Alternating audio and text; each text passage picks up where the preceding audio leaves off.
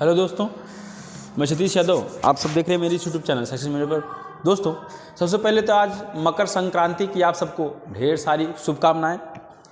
दोस्तों, कल मैं आपके लिए वीडियो नहीं बना पाया था कुछ कारणवश, तो आज उसी क्रम में जो पुलिस बैच चल रहा है, हिंदी और रीजनिंग लेके चल रहे हैं, उसमें आपको मैं आज रीजनिंग का एक नया चैप्टर जो पेपर के लिए बहुत ही इम्पॉर्टेंट है, या पेपर में कहा जाए या हर जहाँ भी रीजनिंग आता है, अगर रीजनिंग ना भी आए तो कैलेंडर जानना आपको बहुत ज़रूरी है, क्योंकि कैलेंडर से क्वेश्चन या कैलेंडर का ज्ञान वैसे भी मानक रूप से रहना चाहिए। तो कैलेंडर आज जानेंगे, कैलेंडर क्या होता है, इसको कितने पार्ट में पढ़ना है ये भी बताएंगे। जितना हो सके आज पढ़िए, उसके बाद अगला पार्ट लाएंगे। और जो वीडियो पढ़ा आप देखते रहिए, क्योंकि पुलिस का पेपर 28-18 को ही है, बदल नहीं रहा, इसलिए आप निश्चिंत होकर पढ़िए। तो आज हम पढ़ेंगे दोस्तों कैलेंडर। क्या पढ़ेंगे? कैलेंडर, ठीक, जिसे पंचांग कहा जाता है कैलेंडर को। ठीक, तो कैलेंडर आज पढ़ेंगे दोस्तों। कैलेंडर में हम दो चीज़ जानेंगे, एक तो ईयर, ठीक, जिसे वर्ष कहते हैं, और एक सेंचुरी।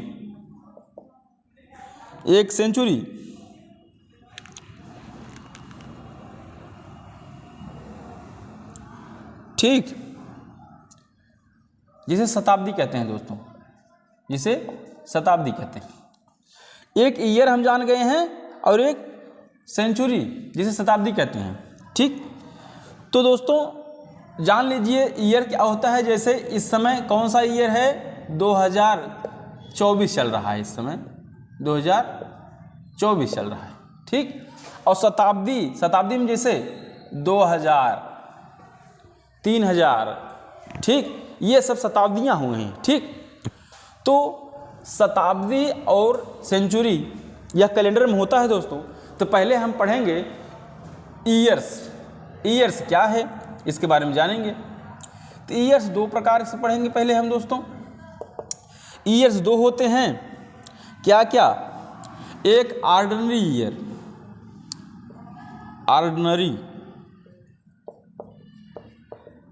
ऑर्डिनरी ईयर कहा जाए तो सामान्य वर्ष। ठीक, ऑर्डिनरी ईयर या सामान्य वर्ष। और ठीक है दोस्तों, और एक सामान्य वर्ष होता है, एक लीप वर्ष होता है, यानी लीप ईयर्स। यहाँ ईयर्स नहीं लिखे दोस्तों, यहाँ ईयर्स लिख लीजिएगा। ठीक, लीप ईयर्स या लीप वर्ष कहते हैं, लीप वर्ष। ठीक, अब ऑर्डिनरी ईयर यानी सामान्य वर्ष क्या होता है और लीप वर्ष क्या होता है, इसको हम जानेंगे दोस्तों। तो यहाँ पे लिख लीजिए, यह 4 से भाग देने पर नहीं हो सकता, यह 4 से भाग देने पर नहीं कटता या भागफल होता। ठीक है दोस्तों, यह 4 से भाग देने पर नहीं कटता है। अब उदाहरण में क्या लिखेंगे? जैसे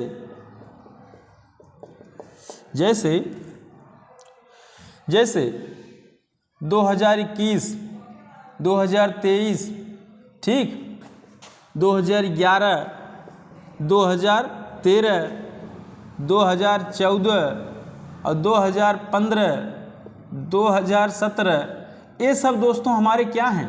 सामान्य वर्ष, इट्स यानी आदि। ठीक, यानी कहने का मतलब है सामान्य वर्ष हम उसे कहेंगे जो 4 से भाग देने पे न कटे। कहने का मतलब है अब इस जो है साल है 2023, 2011, 2021, 2013, इसमें आप 4 से इसको भाग देंगे तो यह नहीं कटता, इसमें शेष आता है, तो इसी को हम सामान्य वर्ष कहेंगे। ठीक, अब लीप वर्ष क्या है? लीप वर्ष जानेंगे। यह दोस्तों, यह 4 से भाग देने पर कट जाता है, यह 4 से भाग देने पर कट जाता है।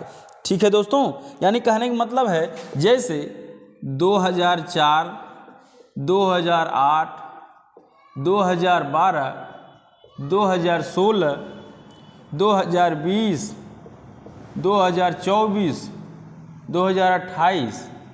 इट्स कहने का मतलब है 4 से भाग देने पर जो वर्ष कट जाए वह हमारा लीप वर्ष है, और जो 4 से भाग देने पर ना कटे वह हमारा सामान्य वर्ष है, यानी ऑर्डिनरी ईयर। ऑर्डिनरी ईयर की बात की जाए तो यह 4 से भाग देने पर नहीं कटता है, और लीप ईयर्स की बात की जाए तो 4 से भाग देने पर यह कट जाता है। तो इतना हम जान गए हैं दोस्तों, लीप ईयर्स क्या होता है, सामान्य वर्ष क्या होता है, यह वर्ष में मिलता है हमें, हम जान गए हैं। ठीक, अब हम सेंचुरी क्या होता है, शताब्दी क्या होता है, इसके बारे में जानेंगे।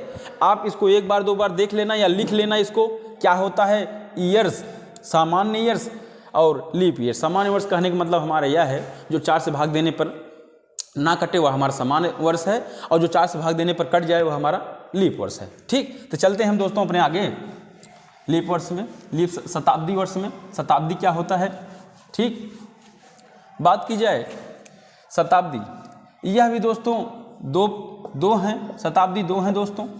ठीक, क्या है, एक है सामान्य शताब्दी, एक है लीप शताब्दी। एक है दोस्तों सामान्य शताब्दी, क्या है दोस्तों, एक सामान्य शताब्दी है, एक लीप शताब्दी है। जैसे इसे कहेंगे ऑर्डिनरी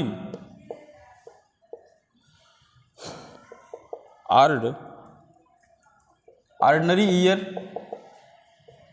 ऑर्डिनरी ईयर की बात की जाए यानी सामान्य शताब्दी।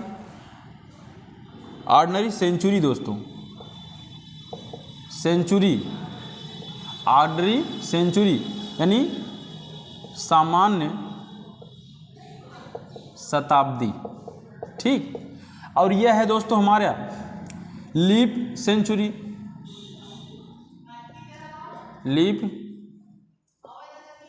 सेंचुरी यानी लीप शताब्दी, लीप शताब्दी। यह सामान्य शताब्दी और लीप शताब्दी क्या है इसको हम जानेंगे। तो चलिए दोस्तों, यहाँ पे अब सामान्य शताब्दी हम किसे कहेंगे तो ध्यान दीजिए, यह 400 से भाग हो जाता है। कहने का मतलब है ऐसा वर्ष नहीं होता है दोस्तों, सामान्य वर्ष में भाग देने पर नहीं होता है। भाग 400 से भाग देने पर, ध्यान दीजिए सॉरी दोस्तों, 400 से भाग देने पर नहीं होता है। कहने का मतलब यह है जो सामान्य शताब्दी है, जिस तरह हम सामान्य वर्ष पढ़े थे, सामान्य वर्ष में 4 से भाग दे रहे थे, लेकिन सामान्य शताब्दी में 400 से भाग दे रहे हैं दोस्तों। तो 400 से भाग देने पर जो नहीं हो या नहीं कटे उसे हम सामान्य वर्ष कहते हैं। जैसे दोस्तों सामान्य वर्ष की बात की जाए, जैसे 100, 200, 300, 500, 600, ठीक, 700, 900, 1000, 1100, ठीक, 1300, 1400, ठीक, 1500, 1700, ठीक दोस्तों, यह सब जो है 1800, 1900 आदि। इट्स ठीक, कहने का मतलब है यह जो शताब्दी, सामान्य शताब्दी आपको बताए हैं, इसमें आप 400 से जब भाग देंगे इसको तो यह कटेगा नहीं, मतलब यह विभाज्य नहीं है। तो जो 400 से भाग देने पर विभाज्य ना हो दोस्तों, वह नहीं कटता हो, उसे हम सामान्य शताब्दी कहते हैं। ठीक, अब सामान्य शताब्दी हमें अगर जान गए हैं तो लीप शताब्दी क्या है। तो लीप शताब्दी यह 400 से भाग हो जाता है, यह 400 से भाग हो जाता है। ठीक, तो दोस्तों यह जब 400 से भाग हो जाता है, कहने का मतलब ऐसा वर्ष जिससे 400 से भाग देने पर कट जाए, जैसे 400, 800, 1200, 1600, 2000, 2400, 2800, ठीक, 3200 आदि। ठीक, कहने का मतलब यह है दोस्तों, जो 400 से भाग देने पर वह पूरी तरह से कट रहा है तो वह हमारा लीप शताब्दी कहलाता है, और जो 400 से भाग देने पर पूरी तरह से ना कटे वह हमारा सामान्य शताब्दी कहलाता है। और ईयर्स की बात करें तो 4 से भाग देने पर नहीं कटे तो सामान्य वर्ष कहते हैं वर्ष, और जो 4 से भाग देने पर कट जाए उसे लीप वर्ष कहते हैं। ठीक है दोस्तों, अब हम यह हमारा सामान्य वर्ष और लीप वर्ष हम तो जान गए हैं दोस्तों। अब हम आगे चलते हैं कुछ नई जानकारी के लिए, जैसे लीप वर्ष निकालना और विषम दिन निकालना। ठीक, तो पहले हम इसको सब मिटाते हैं दोस्तों। अब यहाँ लीप वर्ष निकालना पहले सीखेंगे, लीप वर्ष निकालना सीखेंगे, उसके बाद यह सब सीखेंगे। ठीक, तो मैं आपको बता दूं यहाँ पे, जैसे कहा जाए कि पहली बात तो 3 चीज़ आप जानते रहिए, विषम दिन निकालना, लीप वर्ष निकालना, ठीक बा, लीप वर्ष और सेंचुरी शताब्दी वर्ष, शताब्दी वर्ष। ठीक दोस्तों, विषम दिन निकालने के लिए हम 7 से भाग देते हैं, लीप वर्ष निकालने के लिए 4 से भाग देते हैं, और शताब्दी वर्ष निकालने के लिए 400 से भाग देते हैं। यह आप याद कर लीजिए, इसको कहीं लिख लीजिए। अगर विषम दिन निकालना हो किसी में तो कहाँ से भाग देंगे दोस्तों? 7 से भाग देंगे। ठीक, और लीप वर्ष निकालना हो तो हम 4 से भाग देंगे। अगर शताब्दी वर्ष निकालना हो तो 400 से भाग देंगे। ठीक है दोस्तों, अब जैसे हम कहें अगर आपको कि पहला कि सामान्य वर्ष, सामान्य वर्ष कौन सा है? सामान्य वर्ष की बात की जाए जो 4 से न कटे, 4 से न कटे मतलब सामान्य वर्ष उसे कहते हैं जिसमें दिन 365 दिन होता है, जिसमें 365 दिन होता है। ठीक, और लीप वर्ष कहें, लीप वर्ष कहें तो जिसमें दिन 366 दिन होता है, 366 दिन होता है। अगर हम कहें कि सामान्य वर्ष में विषम दिन निकालिए तो सामान्य वर्ष में विषम दिन निकालने के लिए तो 365 में 7 से भाग देंगे, 7 पचे 35, कितना शेष आया? 1, और यहाँ 5 उतरा, 7 दूनी 14, कितना शेष आया? 1।